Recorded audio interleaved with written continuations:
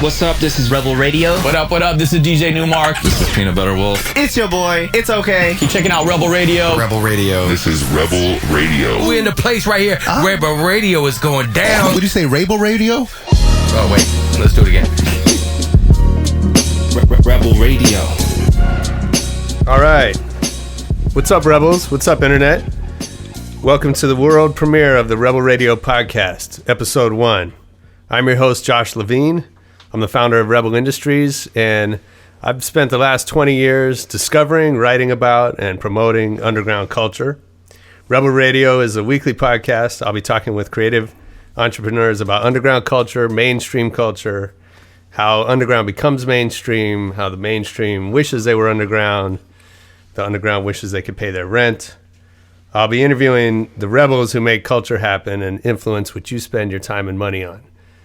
DJs, producers, rappers, graffiti artists, chefs, movie stars, really whatever the hell I feel like talking about.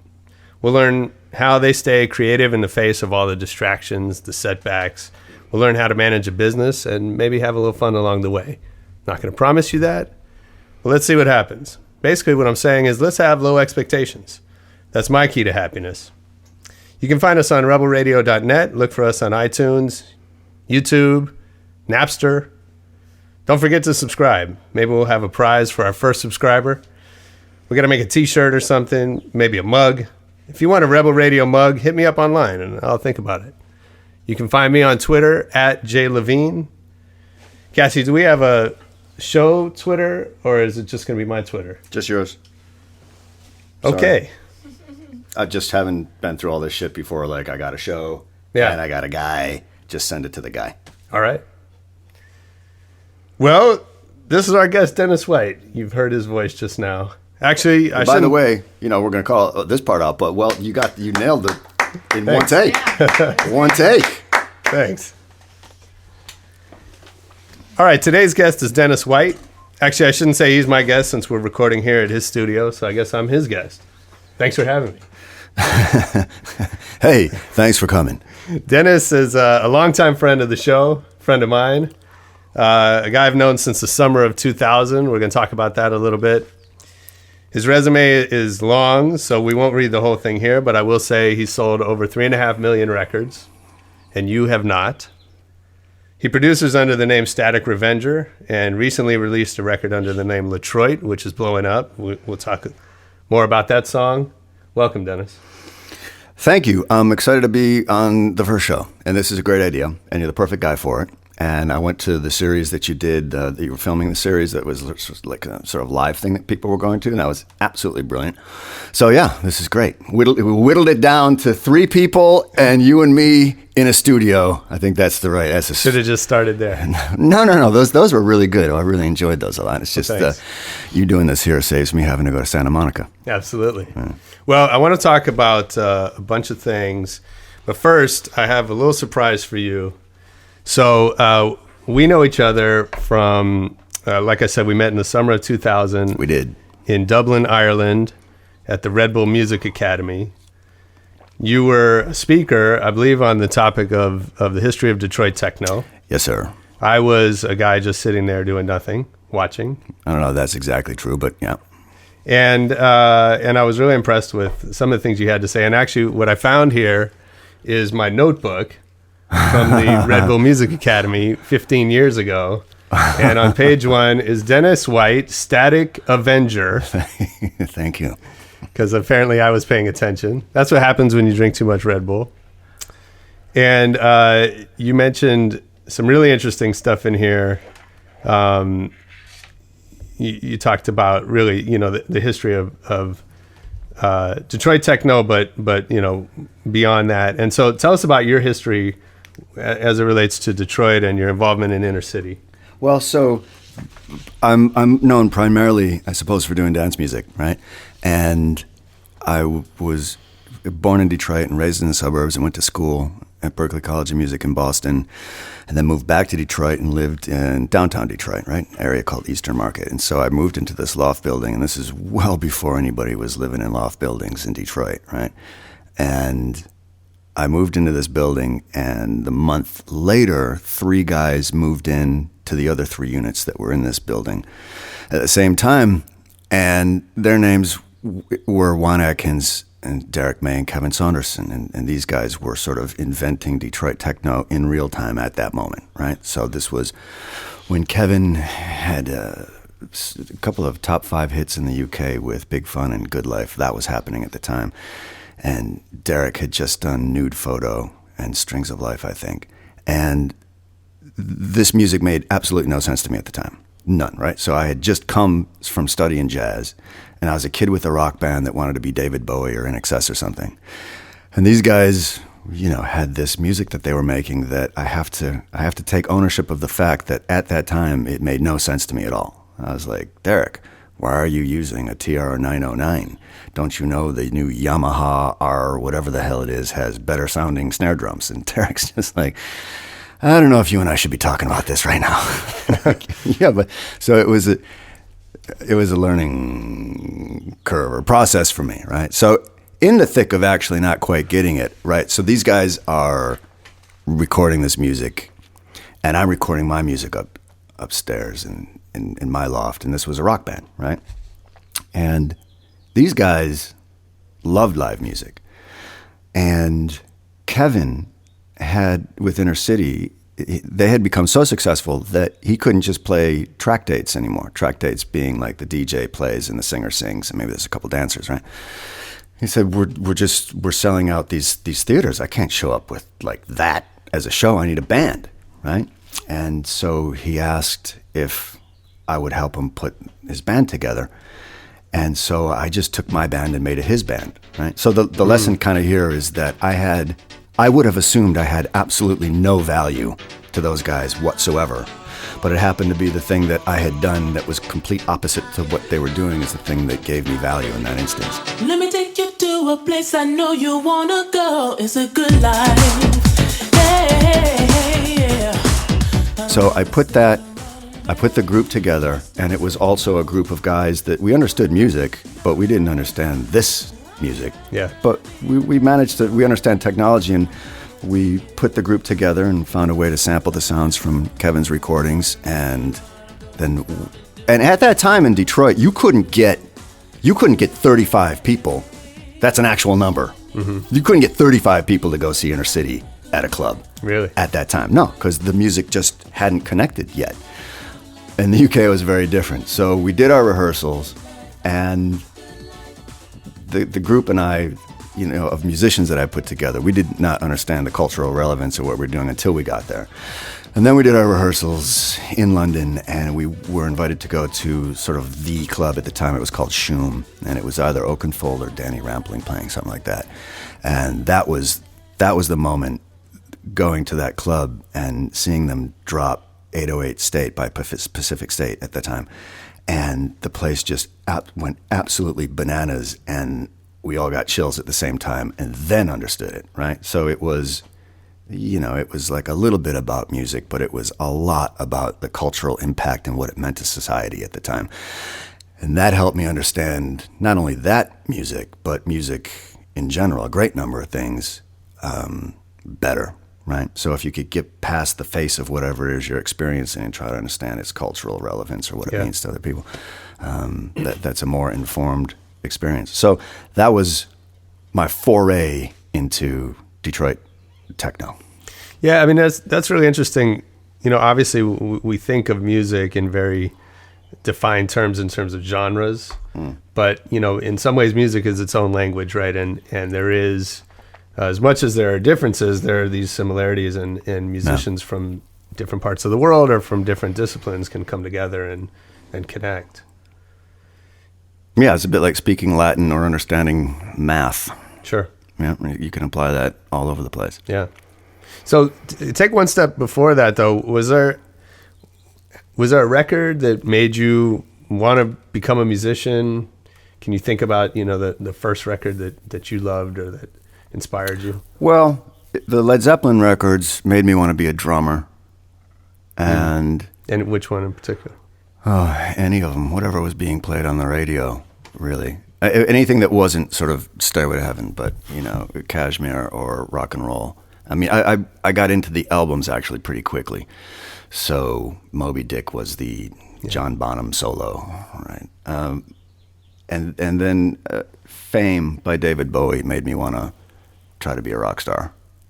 Nice. Yeah, there was something, I remember hearing that in the radio. It was just like that scene from The Jerk when he hears like jazz or whatever he's listening to, right? Yeah. And all of a sudden he starts tapping his toes a little bit, and all of a sudden his head starts bobbing, and he's dancing around like a fool. That was sort of that moment. David Bowie, Fame. Funny. Yeah, that's funny for me. You know, I grew up with hip hop and with soul and funk, and you know, those songs that you mentioned are things that I sort of knew about, but I came upon them late. And so, you know, I remember in what was I in the 7th grade, Let's Dance came out, and that was my introduction to David Bowie. And as far as I knew, that was the first record he'd ever made. Yeah, right. Right. And so, you know, years later, I would go back and discover that. And that's really one of the things I love about music, is that you can have that kind of experience in the time and place, but then you can go back through history. Yeah, because my experience is utter opposite to yours. So I missed like soul and R&B altogether. Right. 70s soul and R&B altogether. I mean, I guess I was experiencing it through Bowie. Right. Because he was the first sort of white artist to go over legitimately in that world. Yeah. And then my experience of you know, the culture you're talking about discovering in Europe is, you know, we had a small version of that in San Francisco, right, where I was going to the clubs and seeing Doc Martin and seeing, you know, these guys playing this weird mix of hip hop and dance music and soul and funk, all sort of jumbled together. But I guess it was open format before they had a word for that. But, you know, we had this culture, and I knew, you know, even seeing you in Dublin, I didn't know any of the guys you were talking about, except I knew Juan Atkins because of a song he made called Clear in like 1985, which was a hip hop track. It was a breakdancing track. Yeah. And, you know, it was a classic in that world. And so that was kind of my introduction to that culture. Yeah, that's amazing. And that was a super fun time to go to clubs and see DJs play, because it was, you're right, it was open format before it was open format, because then open format became a format, right? Yeah. And so right. we'd play, Blake Baxter would play, you know, just a blinding, straight up techno set, and out of the middle of nowhere drop Purple Haze, out of the middle of nowhere. Sure. And the place would just like have it. We'd just be having it, or just drop a Beatles track out of the middle of nowhere and just be having it. And then that went away, right? Yeah. And then, you know, Z-Trip brought it back, and a couple other guys, you know, in the early 2000s, late 90s, right? They brought that back, and, you know, Z-Trip is sort of rightfully credited with, you know, creating mashups, or at least popularizing, you know, the mashups and starting a new revolution for DJs. But that goes back, you know, 20 years before that. Yeah.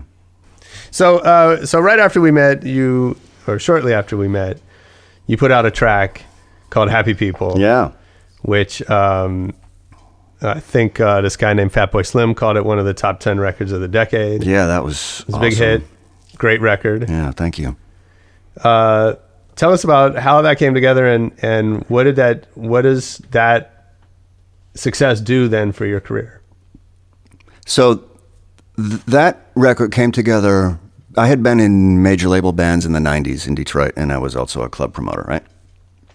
And after the major label band experience, I was with lunch. I get a little name droppy sometimes, right? So I was at lunch with Carl Craig, who's one of the seminal Detroit techno figures, right? And we're having lunch. He's like, "Why are you fucking around with this band? Right? Just make electronic music, man. Yeah. Just it's like one guy, and you control everything. And what are you doing?"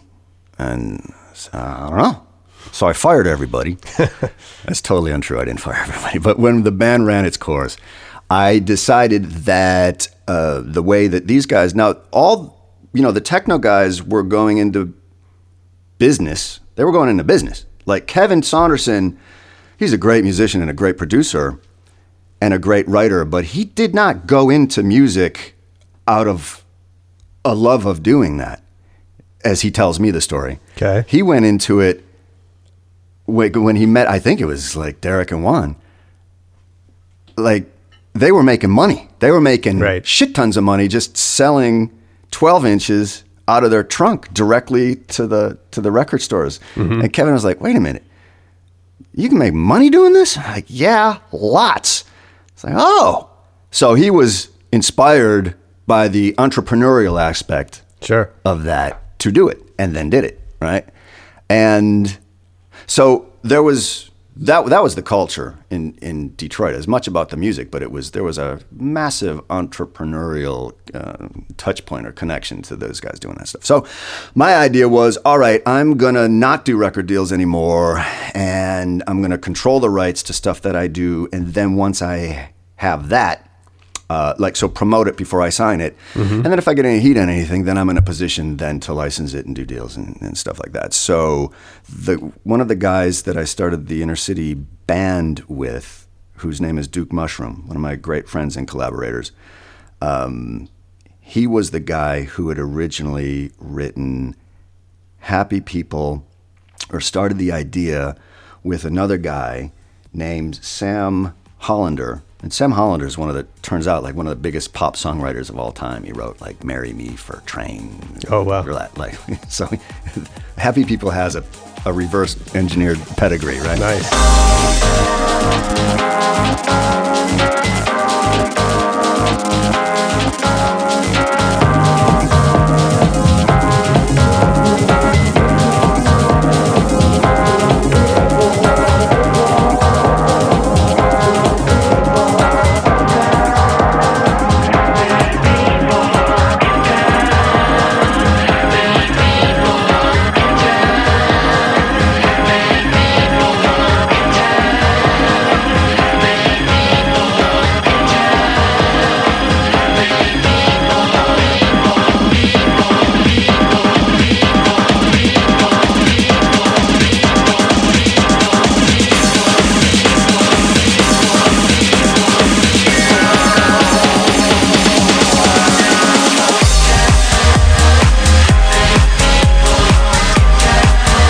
So these guys did this song, had no idea what to do with it, said, yeah, take it, finish it, figure it out yourself, and so I did. And so then, released that with Stephen Melrose at City of Angels here in North America on a limited run. And then it got into the hands, Richard Vision, who's like a legendary radio guy here in LA, got it to the hands of Dave Dresden and Swedish Eagle, who then got it to Pete Tong, and Pete Tong liked it, and then it became an Essential New Tune kind of status, which is, Essential Selection is a big UK radio show for dance music, right? Yep.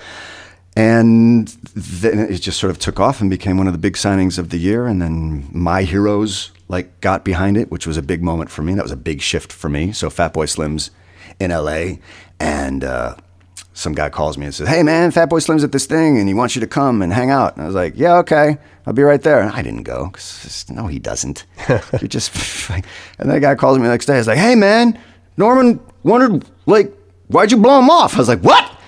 That probably made him want to see you more. I don't know. But we got a good relationship happening after that. And so funnily enough, on the subject of this song, so that was a big song for me. So what that does to someone's career is now people give a shit. So now you have some leverage, and now there's a reason for people to want to talk to you, and you might have another good idea. So people err on the side of being friendly with you. Right. And, that was a really important song. Yeah, my career, I think, legitimately started off of that. Yeah. So does that, you talk about the song coming together almost by mistake, right? Yeah. And I think there's a lot of stories like that. And then now all of a sudden you're successful, and you got to recreate that, right?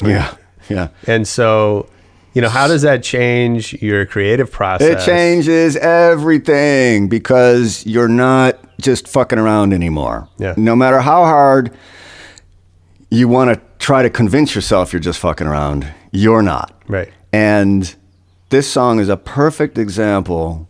So I just followed pretty close to the same steps with the follow-up song, which was called Long Time, which I didn't embarrass myself. That was a song that got out there. It's a great track. If you haven't heard Long Time, pick it up. Thank you. So followed the exact, precise same steps.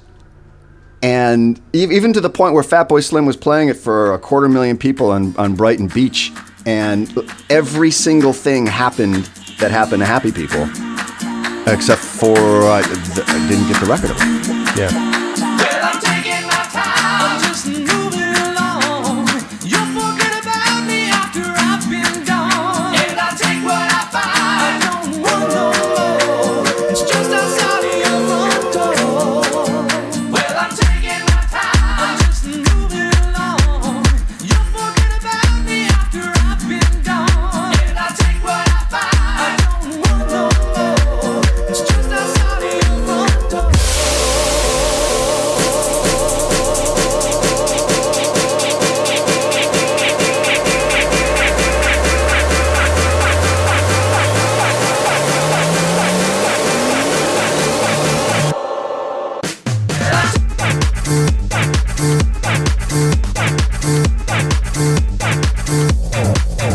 Yeah. Right? So, and it has been the case, having done this for 20, 25 years now, I've lucked out a few times and had like a bit of success. And every time I've had it, it was simply by fucking around and not having any expectation at all. And it's always Right. the songs that you don't think anything of. I didn't think Happy People was a masterpiece when I finished it, and I expected nothing out of it at all. So something about that creation state is where things start to become possible, right? Anytime I've tried to do the same thing after having a hit or having something that reacted, never, ever worked. Never, ever. Yeah. You know, I was listening to RZA yesterday on the Adam Carolla show. Yeah. And RZA was talking about how, you know, when you start your career, you are, you know, you're in the basement or wherever you are, just being creative for free. And, you know, and then you get successful, and then you expect, you know, he said he you know, he bought a house in Paris, and he wouldn't take anyone's call unless it started with how much money they were offering him. And he had to go through that process to realize that he'd gotten away from what had made him successful in the first place, which was giving away that creativity for free, working for free, and then, you know, hoping that it comes back to him at some point. But when people get successful, they expect to then get paid up front, and it sort of changes the dynamic. And he felt, you know, he made the argument that that was dangerous for creative people. Well, it's 100% dangerous. Did he talk about what got him back on track? Or is he on track? I mean, I would assume if he's telling that story. Yeah, I think he argues that he is on track. He credits... Is he that does he sound argumentative? No. I'm back on track, damn it! No. Don't you try to tell me He's arguing? No, he's pretty mellow, dude. Okay. He argues that he credits Quentin for having a lot to do with that. Quentin Tarantino being kind of you know, they work together on some movies, and they're both kung fu movie fans, and he's been sort of a mentor to him, and he said, really, he didn't go into great detail, but anyway, shout out to the Adam Carolla show if you want to check out that episode. All right, but that's interesting.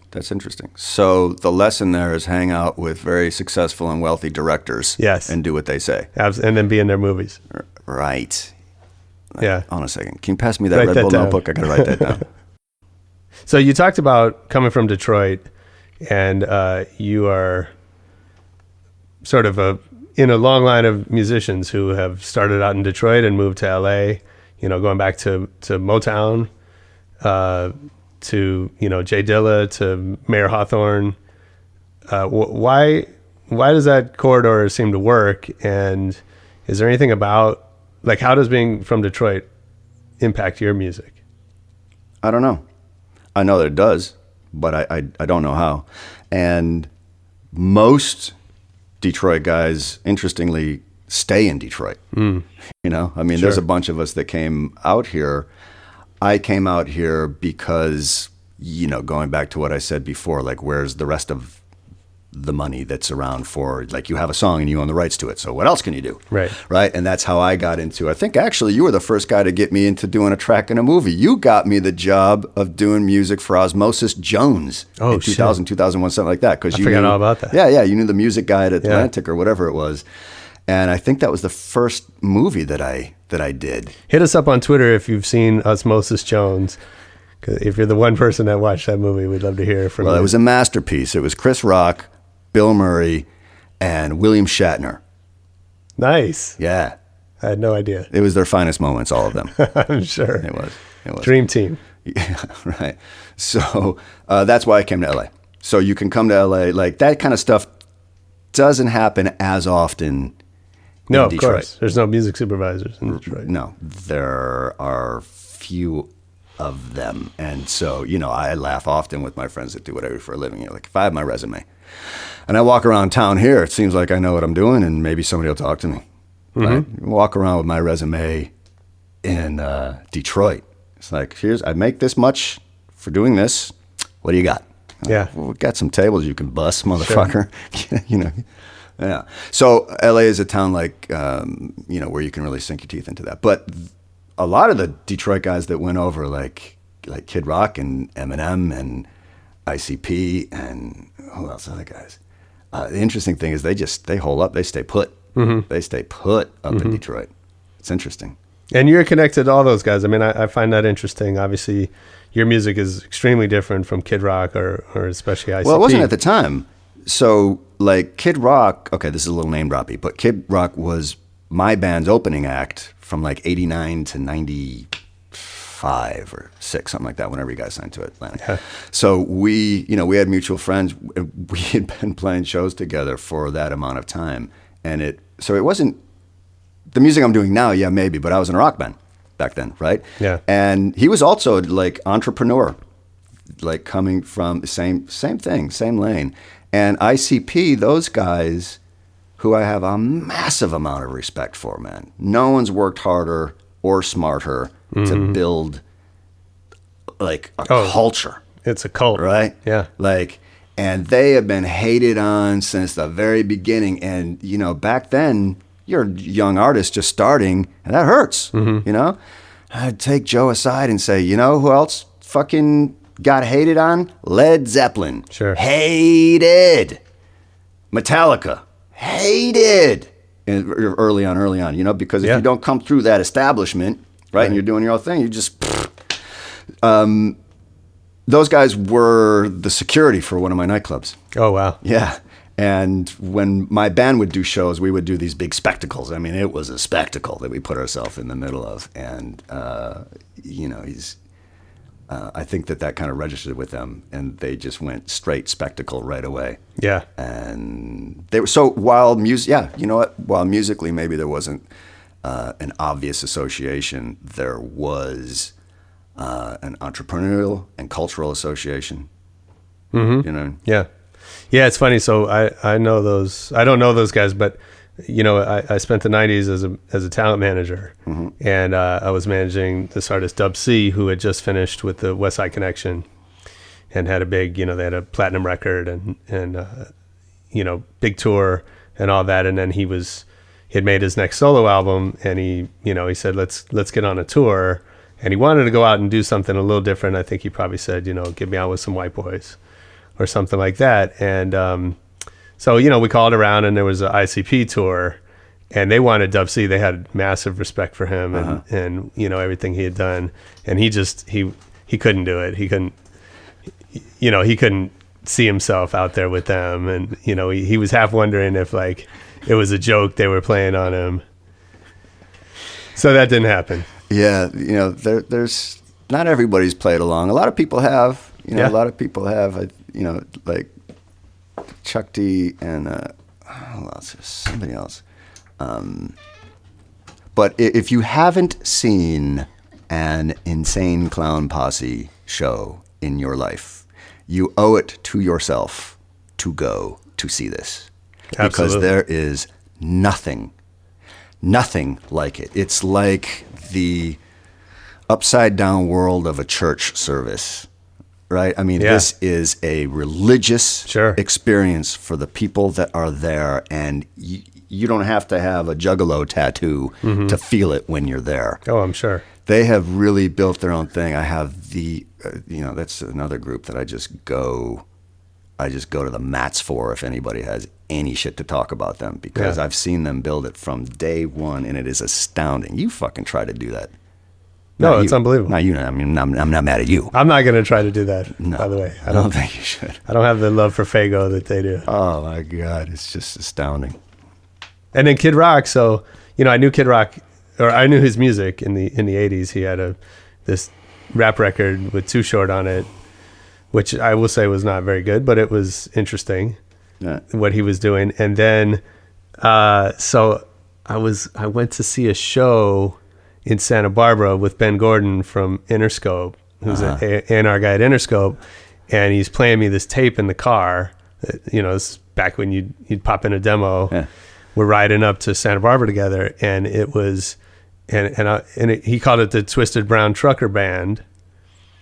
And I was like, and I was a hip hop guy. I was a hip hop manager, and I didn't really know too much about the rock business. But he played me this record, and I was like, this is amazing. They need me to manage them. Hook me up. And he never did, and it just never went anywhere. But the demo was actually the first Kid Rock record, the Ba with the Ba. The big one, yeah, the rock one. Yeah. It was just an amazing record as a demo, kind of to your point. Like, he was doing his own thing. He was going to be successful one way or the other. Yeah, yeah. So his first records, which were sort of Grit Sandwich, Grit Sandwiches, and Yodeling in the Valley, and this is early '90s stuff. That was white boy rap, and he had a flat top, and he was a hell of a DJ. I mean, he was a turntable. Oh, dude, he was a hell of a turntablist, and he couldn't have been 18 years I'd like old. to see some video of that. I would too, and I have some somewhere, because now it's like a real laugh to have it. Yeah. I don't know where the hell it is, but boy, I mean, he was good with the tricks and as absolutely brilliant. And then I would have him come on, because my band had success before his band did. We had this song that was regionally really popular, right? So we'd have these big shows, and I would bring him out for a couple of the shows to throw down like 16 in the middle of this song, our popular song or whatever. Mm-hmm. And we'd bring the beat down, and he would come out. I was the singer in this band, right?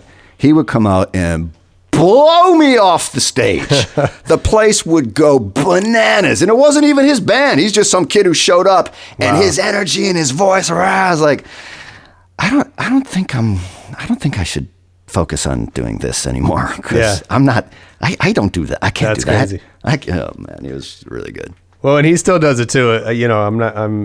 There's a lot of things that I'm maybe don't love about Kid Rock, what he's doing today, especially. You don't have to, but. No, he certainly doesn't need my support, but I have seen him in concert recently, and it's still amazing. Yeah, it's still him up on stage, and he plays all the instruments, and he really he takes the crowd in. He is a talented, hardworking performer, and whatever happens after that, short of pedophilia, I don't really care much about. Absolutely, absolutely. Those other guys, some of those weirdos, fuck them. Right. Yeah. I don't know who you're talking about, but I'm sure you're right about that. That fucking guy from the UK, that guy, come on, that guy, I don't even remember his name. A huge star that got hemmed up in Thailand for being a fucking weirdo. Oh, yeah, I don't know who that is. All right. Thank you for mentioning that. Hey, so, you're talking about something kind of interesting with, with ICP and Kid Rock and this sort of like, hip hop reached a point where it was very relatable to what I would say like frat boys. Mm.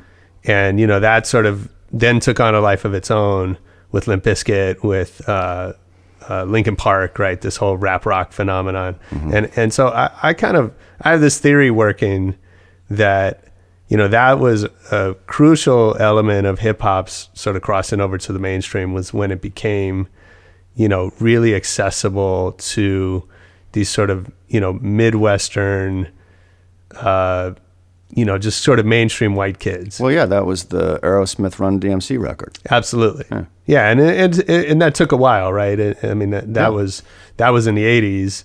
And then but then this whole rap rock thing took off kind of more mid 90s, mm-hmm. But that it had been building over that time. And meanwhile, the stuff that was really seminal to the hip hop community, like Eric B. and Rakim and, Boogie Down Productions and stuff like that, frankly, just wasn't, it wasn't frat boy rock, right? It might have been interesting to them, but it kind of wasn't the stuff that they could directly relate to. And so I want to flash forward now to what's been happening in the last few years with dance music and with dubstep. And, I feel like there's a little bit of an analog to that's gone on more recently, right? Where dance music, traditionally had been a little more intellectual or a little more insular, more sort of for the coasts. And, you know, guys like Skrillex really changed that, I think, and made, you know, there's a genre called bro step, right, for that reason, that it's sort of immediately accessible to that kind of mindset. What do you think about that theory? Well, a couple of things. I think that Skrillex didn't create the bro step genre. No, certainly not. He changed the game for dubstep and for music in general.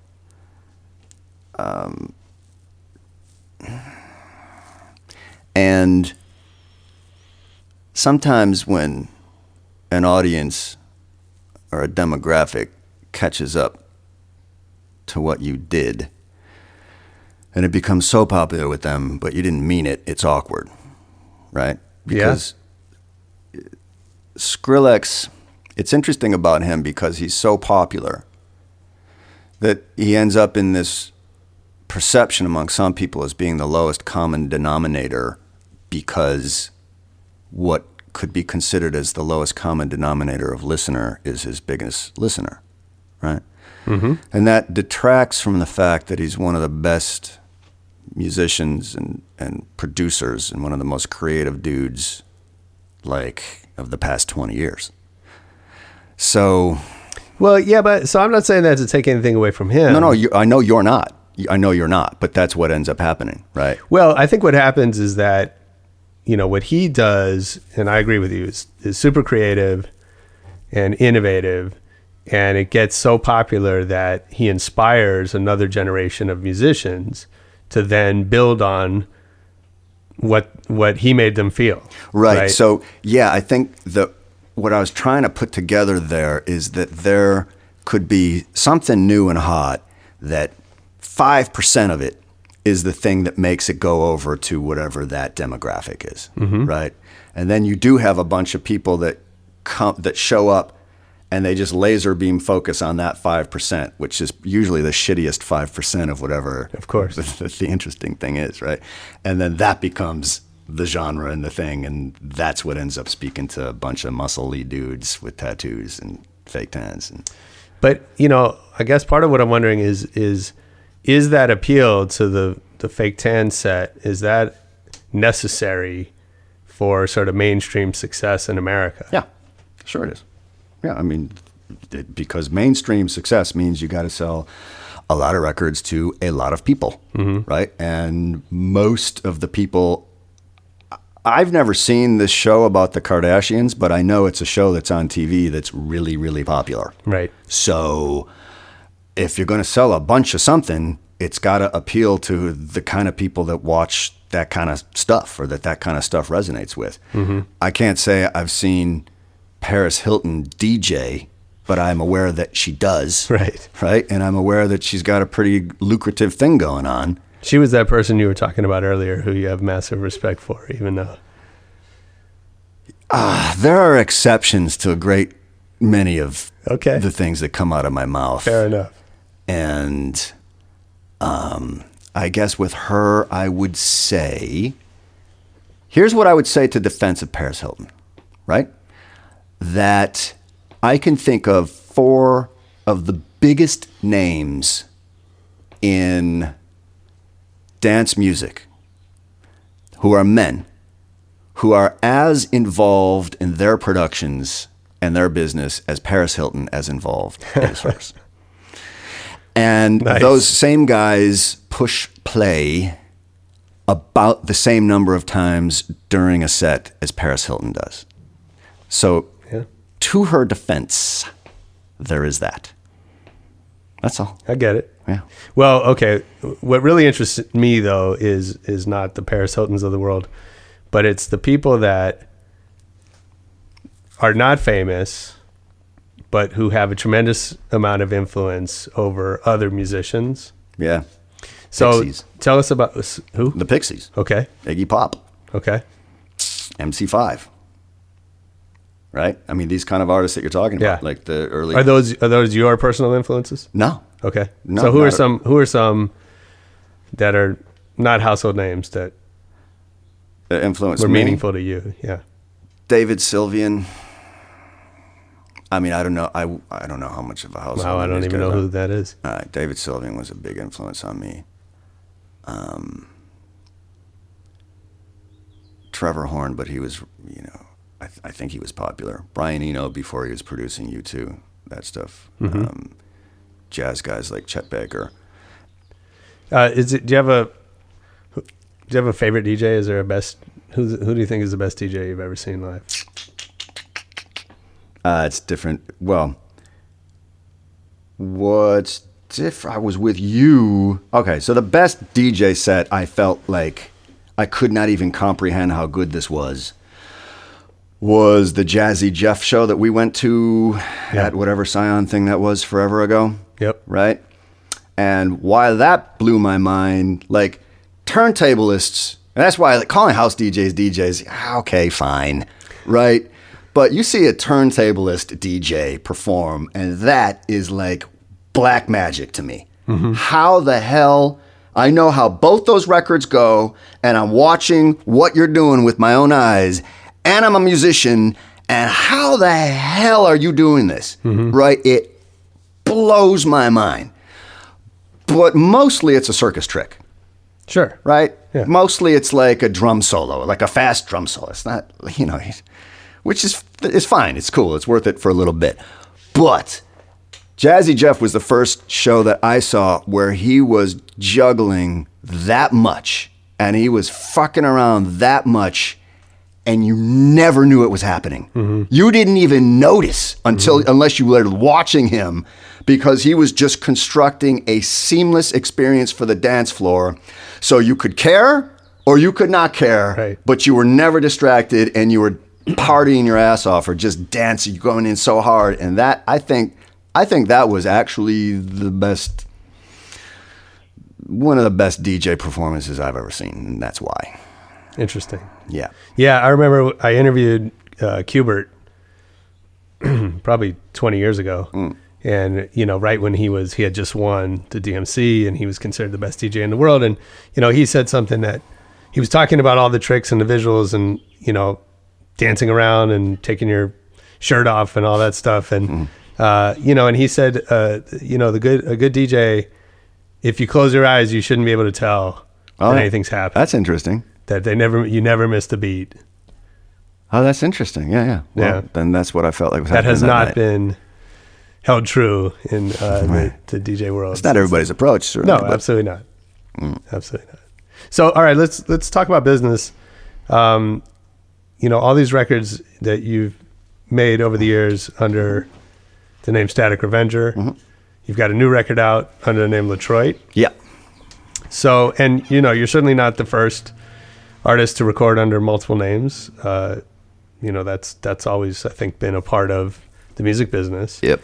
And but talk a little bit about how that works and why it works and why you made that choice. Well, I think so. What I found to be the case, I'm not the first guy to notice or observe this or whatever, is that artists who have had the most sustainable careers over a period of time have been pretty consistent about who they are and what they do, right? Their narrative has been pretty clean. Okay. And so if it's just the way the world works, if a dubstep artist who makes dubstep, who has that crowd, it's just human nature. It's just the way fans think, for some reason. I mean, I don't know how it was for you when you were a kid, but if you liked rock and roll, or if you were a real rock fan or a Led Zeppelin fan, you kind of had to hate disco. Those two things for a period of time weren't going together. Yeah. And it's just the mindset of I think that people that when they're particularly younger, when they're passionate about something, they're protective about it, and it's great. And for it to be great, other stuff has to suck. For them to be right, it's like religion to an extent. For my idea to be right, other ideas have to be wrong, right? Yeah. So that happens in music all the time. You know, if you're known for doing one thing and you stretch off and do something else, sometimes it has a difficult, it kind of dilutes, you run the risk of diluting your core thing or your core audience, right? Mm-hmm. I never really bought into that, so I slapped my name on everything. Okay. Right? And it's particularly after I Like That, because I Like That was an unintended pop success here in the States, right? So it was a big song on pop radio here in Los Angeles, and being LA, that put me in a bunch of pop rooms, and I was the cute kid for a little while in these major label conversations and all this kind of stuff. So I ended up in like sort of pop world, and I had used the name Static Revenger on that song I Like That. That was a pop-ish sort of hit, and so I got pop associations now, and I kind of bought into all the money I was gonna make. I like that. My body rocks a rhythm. You beat my drum hard. I might just kick it. You wanna lick it. I love to stick it. From London to LA. Yeah, that's a ticket. Come on and get it. I like that. And I will say, several of my friends, Jesse Scumfrog in particular, would just be relentless on me. Like, you cannot put your name on a Joe Jonas record, dude. You just can't. What are you doing? It's like, no, it's fine. You know how much money I'm going to make? It's cool, man. You cannot put your name on a Selena Gomez record. What are you doing? No, it's fine. Anyway, he was 100% right. So all that did is dilute, with the greatest respect to any of these artists, right? I'm just saying that's a different style of music with a different kind of listener. And thank you for the job, by the way. But it just diluted all of that. And then I had a gold record in Australia with some Australian artist, Australian Idol singer winner named Stan Walker, who's a phenomenal singer, and I'm grateful for the experience, and that was awesome. But I chose to put my name in the artist line, and that I could have had the greatest record you ever heard in the dance underground, but DJs were not going to respond to that. Right. I couldn't get a promo opened from an underground DJ after that. That happened. And that's a good example of, like, you're kind of taking a chance when you do that, right? So when you say that you couldn't get a record open, did you, were you hearing that feedback? Yeah. Okay. Yeah, from the labels. Yeah. Right? They were real candid with me. And they're like, dude, so you're not cool anymore. And there you go. Yeah. This was a few years ago, right? So, you know, you take a few years off. I haven't done any pop production since then. But the new song that I did is a song that is not a sound that I have done before. And if Static Revenger does have a sound, it's more related to Happy People, which is a classic house track, right? Right.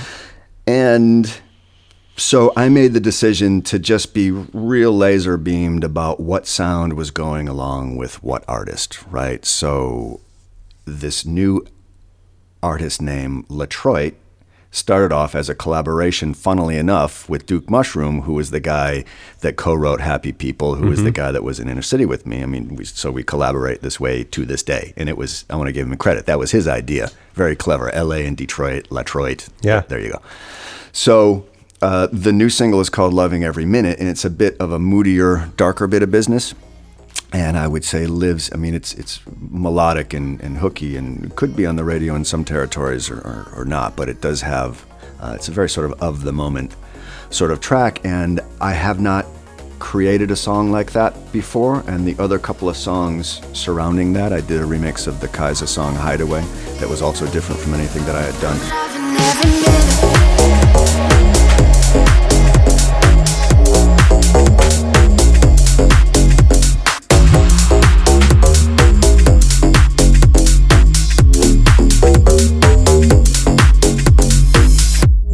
So moving forward, I am going to be a little more mindful of the way that the perception of a brand or an artist name relates to whatever music it's doing, right? So the next Static Revenger shit will be piano house stuff, which is kind of the history of that and what makes the most amount of sense for that. Right. I have dubstep projects and trap projects with producers like Sullivan King and Keswick that are they're great, but my name isn't on them. Right. We have this other side project for that called the Champions of Justice, and that's Cool name. so each name is going to have its own sort of lane. Yeah. And will you continue recording as Latroit? Oh, for sure. Yeah. I mean, that's the song, knock on wood, so far is going really well. And I've got 4 more songs with that. And it also, enables me to, get more work out. If you have, you got to give a song with one artist time to breathe. You can't have like a song a month and expect a blog to just stay on that all the time, unless maybe you're Diplo or something. But it's easier if I've got 4 songs, it's easier to get them all out at the same time if there's 4 different names with them. Right. Yeah, because people will they'll play songs from different artists, and they're not going to play a bunch of songs from the same artist. Correct. So, I think that makes a lot of sense, the way you describe it. And again, this is something that musicians have been doing for years. In some ways it flies in the face of what we think of in traditional branding, that, you want to put all your energy and your resources behind building a brand, and, you want to leverage that, and, you want as many Facebook fans as you can get. And if you're spreading that across 4 different artist names, right, that's just a different equation. How do you square those 2? I still haven't. Okay. That's the biggest pain in the ass to all of this. And my friends that are in the same situation, there's a lot of us. And so out of the middle of nowhere, okay, so social media matters. Okay, fine, because you're right. The challenge here is that it's being diluted, right? So you can tell people, I could tell people I've got 80,000 social followers, but I don't have one following that says 80,000. Right. It's spread out about around a bunch. That's why earlier in the show when we were talking about the Twitter to direct, like which one to direct, just one. As long as you can get away with just one thing going there, just do that. So do what you say, not what you do. Learn from my mistakes, not yours. Hey, we should write a book. We should write a book called that. I love that. And so what kind of, Josh, where I'm at with that is like I was playing the game of having no association between artist names, but I think it actually doesn't matter. Like Shadow Child is the new cool kid in deep house and tech house in the UK. And he's been around for ages in different names. And he was Tom Spoon before that. And he was, I don't know, Dave, whatever the hell he was, before that. Right. And so there was, they were real mindful to not have those associations until I think, at some point people figure it out. And more than that, they don't care. So he's not shy at all about doing a Dave Spoon set on the Shadow Child radio show on Rinse FM. He's just not, right? So now what I'm just this week actually trying to wrap my head around, because I think I have the largest ratio disparity between followers on social and chart position in the world this week. So the song is number 3 in the UK DMC Buzz charts, which is a good look if you're trying to do what I do. And I've got like 40 followers on Twitter. So what am I going to do? Jump on Twitter to my 40 followers who all know me anyway, and I probably already sent them a text and say, hey, check it out. So no. So what I do is I jump on the Static Revenger socials that have a higher reach. Sure. And just talk about it. And so get all those things talking about each other, I suppose. I'm not sure if it matters. So if you're listening, follow Static Revenger on Twitter, and also follow Latroit on Twitter, at Latroit. Sure. Or don't. Because what you need to do is follow more people. I don't know, man. You and I have been talking about this for 10 years. I was late as fuck on Facebook because I just didn't buy it. Right? Because I was there. That's what happens. You're a certain age. You're there for the first stuff that shows up that is just bullshit. So it's like Friendster and then MySpace, and then I got to pay attention to this, and then I got to pay attention to another. Instagram. God damn it. Yep. Seriously? I'm late on all that stuff because I just didn't buy it. It's like, who the hell cares? Well, that's the thing. I think, it works.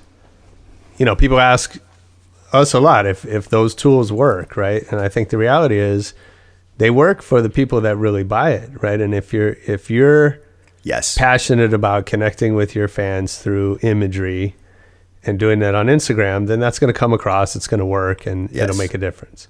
And for other people, it's other things. Right. So my SoundClouds tend to do better than my Instagram. Right. Because my music is the thing that means I care Yeah. about that. I don't care if you see a picture of my dog yawning. I really don't. Which is awesome, by the way. Yeah, but I don't care. Yeah. It's there for you. Yeah, that's it. Yeah. No, I get it.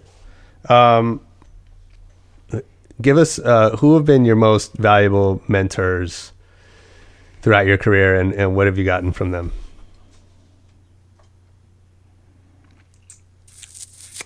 Well, my manager, Richard Bishop, would be one. And that's just wisdom of the way the world works, right? So it's great to speak with people who know more about something than you do, I guess. So this guy has 10, 15 years on me, and he's been in the business for 30, 40 years. And I don't, and I've been with him for 15 years now. And he's been right more often than not. Like, so for example, I remember asking him maybe 12 years ago or something. This was a little bit after Happy People. Hey, man, because we were talking about my entrepreneurial brain, and I think I'm so damn smart. Hey, man, where's the music at for a guy like me? You know, what else should I be thinking of? Blah, blah, blah. He's like, the music for a guy like you is to not worry. Where the money is for a guy like you is to not worry about where the money is for a guy like you. Just make great music. Stay focused on that.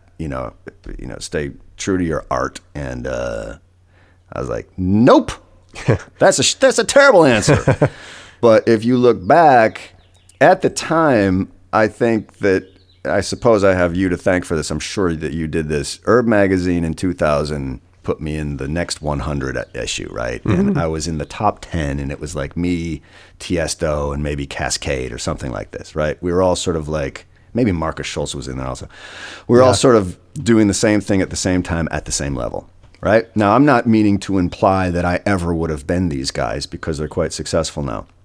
But what ensured that I would not be one of those guys is that I was too busy being clever about all this other entrepreneurial stuff, and not just having the confidence to do one thing and stick with it through thick and thin. Sure. Right? So that's the other, I don't want to like ham it up about how clever I am that I was renting sound gear when I was a kid and all this shit, because I think a lot of that was the glass ceiling to what I do. I don't think any of those three guys were overthinking any of it. They just did that, and they kept doing it for better or for worse, and that was their life, and that was the right thing for them, right? Yeah. Now, there's an equal amount, there's a much greater amount of people that were trying to do that who are stuck DJing at 50 years old with a family because they're, I was always scared shitless of that. I was scared shitless of that. Yeah, I mean, that's what I think makes this business so interesting, is that there's not the right answer, right? There are shades to that, and anything taken to an extreme is kind of is sort of not going to work. Yeah.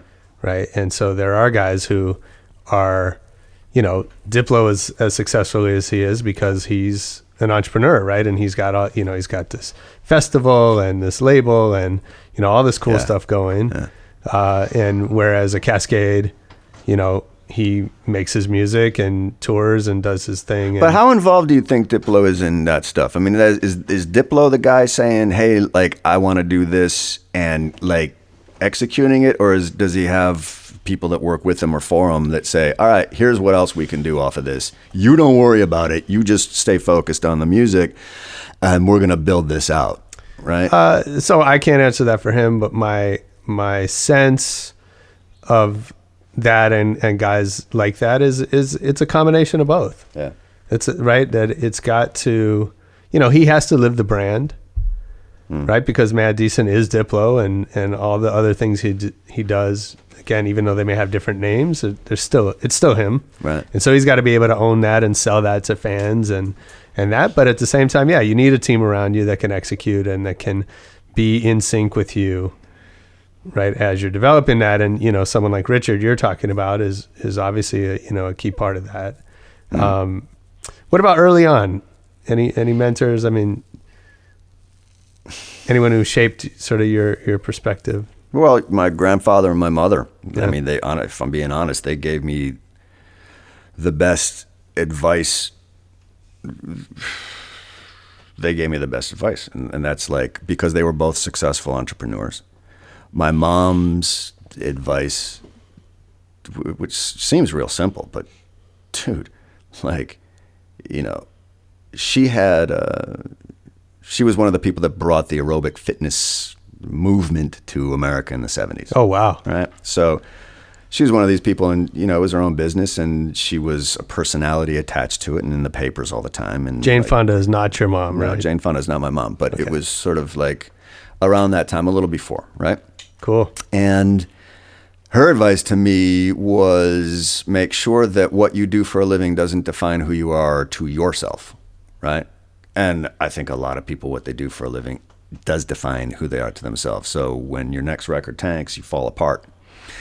And so you really got to make a point to create a distance between your product and what you're putting out there and you and your soul. You know, you do, Yeah. else you just fall apart. And, you know, my grandfather's advice about finding the different places that money exists, understanding human nature, was good. You know, not being funny about it, you've been one of the better mentors to me in my life, right? Nice. So, no, that's true. I mean, you really have. So you've always been able to bring a balanced perspective to whatever I was going through and you know, even to this day. So you've been a great one. And I mentor for a lot of young producers from a local production school called Icon, right? And it's interesting the way that those kids become my mentors, Sure. because they understand this music at an entirely different level than I do. Yeah. And those relationships have been really enriching, because I think, you know, the opposite could be said, you know, for me, or the same thing could be said in the inverse for me. So we both get a lot out of that, but it's definitely not just me shooting my mouth off about the way the world works, young man. Of course, yeah. You know, the guy that I co-host the Static FM show on EDM.com with, his artist name is Fox. His name is Garrett. So he's, How do you spell it? Fawks. And you know, he's been massively influential on. He would be surprised to hear me say it, but he's been very influential in that way. So what I find is that you can, you know, if you're open for it, you know, you can find mentorship in a lot of different areas that you might not expect it. Absolutely. Yeah, I've had the same experience. That whenever I've been a mentor to somebody, they've ended up teaching me a ton along the way. Yeah. Yeah. Which is it's brilliant. I love it. Yeah. This is our producer, Cassandra. She Hi. has questions. Okay, so you recently you shared a story about how you were ingesting all this information, music, and you were spitting it out, but what you thought you were wasn't really who you were. What I thought I was putting out there was Right. not like as cool or as good as Right. I thought it was, right? So, Wait, and you know why? Remember that 5% reference we were making before? Like Skrillex has this amazing new thing. There's 5% of it that resonates to maybe a broad crowd, and then there's artists that think they're Skrillex because they're tuned into that 5%. Right. I think I was doing that. Damn it. I would hear something great, and I would only get the 5% of it that everybody else got, and then I would do that. Right. And I thought I was, right. you know, Iggy Pop, but I was fucking David Cassidy. Right. And then when you're messing around, then those moments of genius came about, right? Well, I'm not, thanks for that. I'm not calling them moments of genius myself, but the moments that ended up, you know, working or resonating, yeah. Right. So the question then is, how do you get to the best you? Yeah, I have no idea. If I was a smartass, I would say like, you know, some tequila and, you know, Right. I would say something funny. For some people that works. But interestingly, for some people, they think it works. It's like people that smoke a bunch of weed or maybe take an E tab and then interact with music, and they think the music's great, but it's not. It just feels great because whatever the chemicals are going on in the brain makes you could be listening to anything and it would sound incredible. So there's a Family Guy episode where Peter and Lois get high, and then they write a song for this talent show, and they go up on stage and perform it, and then after it cuts to what it was really going on stage, and it's a great analog for what you're talking about. I really want to see that. All right, so I don't know other than to just show up and sit down and do it, right? and do the work. There isn't like a path or a process. There's not candles or a meditation or a thing. It's like sort of sitting down. I like to sit down thinking I have an idea. Usually, producers people work differently. Some sit down and with no idea at all and then just start messing around and see what happens. I find it more helpful to me to come in with an idea, which is almost never what I end up with. But at least I sit down and say, okay, I'm doing this. Right. And I'm going to build on this thing. But the consistent answer to that is to just sit down and actually put yourself in a position to do it or be able to do it or have to do it sometimes. Right. Yeah, I find it really interesting. Like Kendrick Lamar just came out with an interview on his new album, and he said whenever he's working on a new album, he doesn't ever listen to his old music. He won't ever listen to it, hit replay or whatever. He's just totally focused on what he's doing right now. And I thought that was really interesting as part of the creative process. Like for him, it's about being all in that zone and not even referring back to what he was before yesterday. Well, that makes a lot of sense to me also. That resonates with me. Yeah, I thought that was really cool. So for some people, they have it's a very sacred thing. The only time I ever had an actual process that I actually would follow was in the 90s when I was a major label artist and we were doing album projects, right? So you get an amount of money and you gear up to make an album over a period of months. And I would travel to countries where I didn't know the language, right? And immerse myself in that. Two things happened for me when I was doing that. I would go to the more lyrical countries, so like maybe Spain and Italy and Japan in particular. Japan is a very cadenced, rhythmic, and lyrical language, right? So immerse myself in that, and when you don't understand what anybody's saying at all, you can just, all you're digesting is the actual tonality of what you're hearing. Yeah. Right. So I would get a lot of melodic ideas from that. That's the first thing that happened. And the second thing that happened is when you don't know what anybody's saying, there are other parts of your brain that have to hypercharge to just get through the process of ordering something. Sure. Right. So now all of that is really alive, and then I would be open. Something in that process then would really open me creatively. Yeah. So if I ever had one, it's sort of an elaborate one. Yeah, go to Italy for a month. Right. If I ever had one, it would be something like that. So I guess the analogy would be to throw yourself into something unfamiliar where your brain just has to charge. Yeah. Josh and I recently had a conversation with a guy at one of our networking events, and I asked him, how are you so creative? You have the coolest job. You're in innovation. He's like the head of innovation at some company. And he goes, I just travel the world. And so what you're saying is right. Something about your brain just has to think differently than you normally wouldn't think. That's interesting. And only being in that environment would cause that. Can you imagine the pressure of the word person in charge of innovation that a big totally company agree. would give you every day? I got to have some great ideas that no one's had before. Yeah, although it's usually a job that they sort of don't expect too much out of it, so they kind of needed a title for this guy and they stick him in a closet. Okay. Sounds great for me. Yeah, I mean it actually is. It's that obviously that's not true all the time, but it is kind of a dream job. They count you as this wizard, and if you actually do something, then everyone's pleased. Oh, it's fantastic. Yeah, that's the job we need. Yeah. All right, I'm available.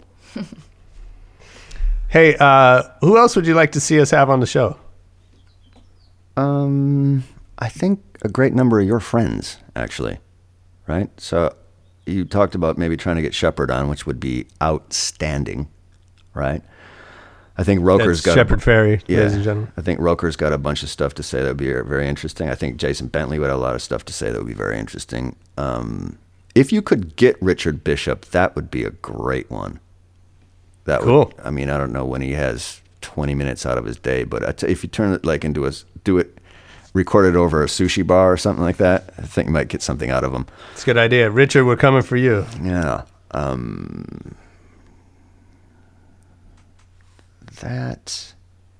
So that's an artist, that's a writer. That's great. I appreciate it. If you're listening and if there's anybody that you'd like to hear on the show, write us a comment. Get Aoki. Steve Aoki. No, get him. You're friends with him. And we watched him build that Dim-Mak thing from like parties at a Greek restaurant. Unbelievable. No, seriously. It's unbelievable. That guy, yeah, get him. He's great. Really. All right. Steve Aoki, if you're listening, come down to the studio right now. We want to interview you. I got another song to play for you, homie. He's been so great to me. Like, he's always an instant response. He signed a couple of my records. He did a cameo in one of my music videos. Bless that guy's soul. Definitely. All right. Thank you for doing this. I appreciate you being my guinea pig on our first episode. So should we start recording one? All right. So, yeah, man, thank you very much for having me over to my studio. Absolutely. This has been great. I'm sure it's going to be a great success. It's a fantastic format, and thank you. Thanks. Check out Static Revenger on SoundCloud. Check out Latroit, Loving Every Minute. Check out Static FM on the EDM network. And this has been Josh Levine with Rebel Radio. Check us out next time.